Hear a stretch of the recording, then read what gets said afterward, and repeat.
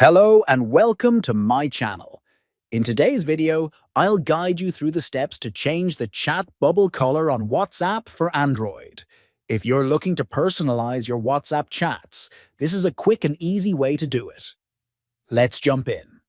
Start by opening the WhatsApp app on your Android device.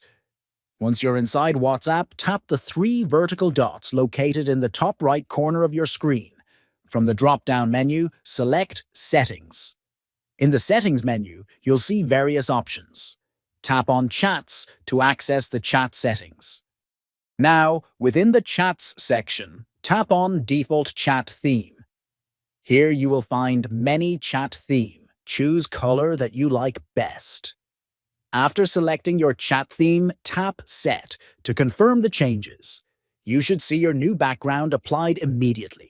And that's how you can personalize your WhatsApp chat screen with a new background.